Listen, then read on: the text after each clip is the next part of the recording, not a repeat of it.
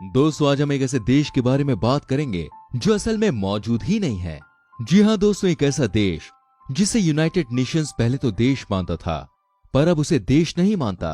यही नहीं, काफी विश्व मैप पर तो इसका नाम भी नहीं लिखा होगा, पर फिर भी ये देश दुनिया भर की टेक्नोलॉजी के लिए फेमस है। आप सोच रहे होंगे ऐसा कौन सा देश है। हम बात कर रहे हैं दोस्तों ताइवान के बारे में। ये देश चीन, फिलीपींस और जापान के बीच पड़ने वाला एक द्वीप है। ऑफिशियली ये देश चीन के हिस्से में आता है, लेकिन ताइवान की जनता और वहां की सरकार इसे स्वतंत्र मानती है। ऐसा क्या हुआ ताइवान में जो अब तक ये अपनी खुद की पहचान और स्वतंत्रता के लिए लड़ रहा है? ये जानने के लिए दोस्तों हमें 1944 में जाना होगा। 1944 में चीन और जापान के बीच युद्ध चल रहा था और जापान अब तक चीन के काफी हिस्से पर कब्जा कर चुका था। 1945 में अमेरिका ने जापान के हिरोशिमा और नागासाकी पर परमाणु बम फोड़ दिए, जिसकी वजह से जापान की कमर टूट गई और परिणाम स्वरूप चीन ने अपनी जमीन पर फिर से हक जमा लिया। अब चीन को जापान से कोई खतरा नहीं था, लेकिन चीन के अंदर खुद ही गृह युद्ध चल रहा था। ये युद्ध राष्ट्रवादी और वामपंथी पार्टियों के बीच था। क्योंकि रूस एक वामपंथी देश है, तो वहां की वामपंथी पार्टी ने रूस की मदद से राष्ट्रवाद पार्टी और उनके समर्थकों का नरसंहार कर दिया।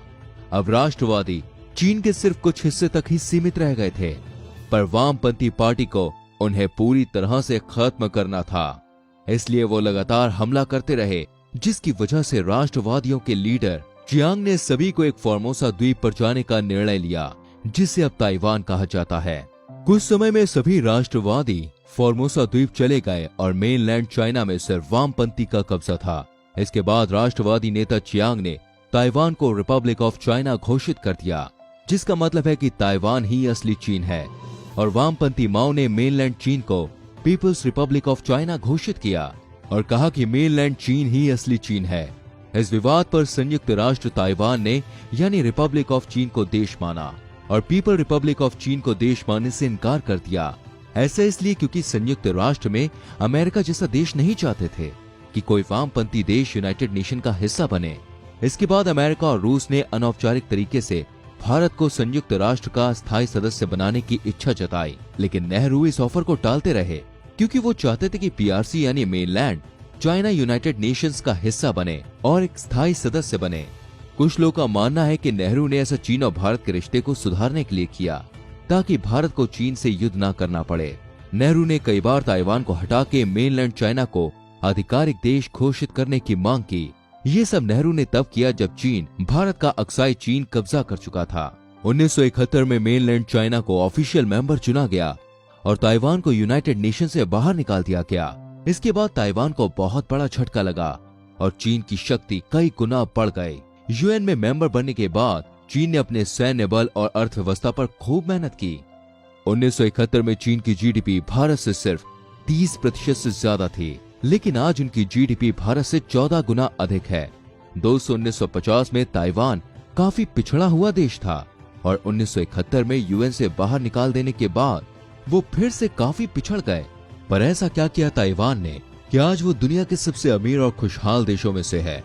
ताइवान में कुछ ही सालों में दोस्तों बहुत ही ज्यादा रफ्तार से विकास हुआ है और इसे द ताइवान मिरेकल भी कहा जाता है। 1950 में ताइवान की अर्थव्यवस्था कृषि और अमेरिका के दान पर निर्भर थी। 1953 तक ताइवान ने चीनी, चावल, चाय, केले और टेक्सटाइल को एक्सपोर्ट करके अपनी इकोनॉमी को एक पुश देने की कोशिश की। इसके बाद उन्होंने इंडस्ट्रियलाइजेशन पर काफी फोकस किया और देखते ही देखते 1961 तक ताइवान की इकोनॉमी में कृषि से ज्यादा इंडस्ट्री का योगदान बढ़ गया था। ताइवान में सस्ती लेबर की वजह से इंटरनेशनल कंपनीज ने ताइवान में अपनी फैक्ट्री खोली, जिसके बाद ताइवान एक अलग ही स्पीड में ग्रो होने लगा।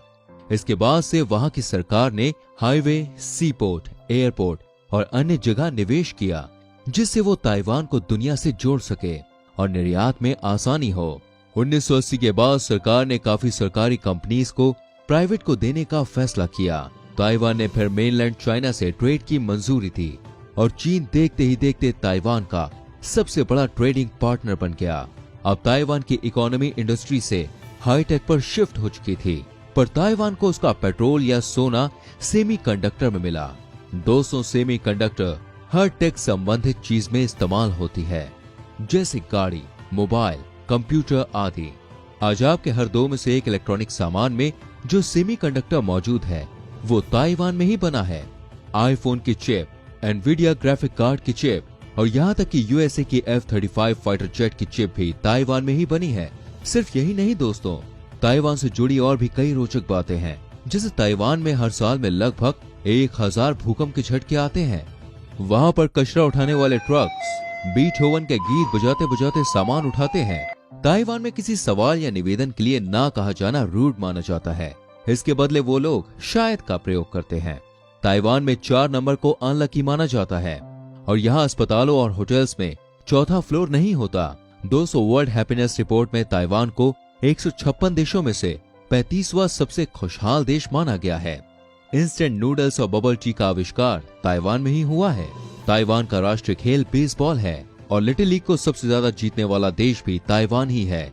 HTC, Acer, Asus, ADATA, D-Link, Transcend और मीडियाटेक ताइवान की ही कंपनीज है। आज ताइवान की पर कैपिटा इनकम चीन से डबल है। फिलहाल ताइवान और चीन में राजनीतिक मुठभेड़ जारी है। चीन ताइवान को अपना हिस्सा मानता है और ताइवान अपने आप को एक स्वतंत्र देश मानता है। दोस्तों, ताइवान की सेल्फ आइडेंटिटी की लड़ाई 70 सालों से चल रही है। अब देखना यह है कि ये लड़ाई कब तक चलेगी और इसमें ताइवान को जीत मिलेगी या नहीं। अगर आपको ये वीडियो अच्छी लगी हो तो इसको जल्दी से लाइक करें और अपने दोस्तों के संग भी शेयर करें। ऐसी ही वीडियोस को देखने के लिए हमारे पेज रोचक तथ्य को फॉलो करें। हम जल्द ही मिलेंगे आपसे अगली वीडियो के संग। तब तक लिए tata bye bye, take care.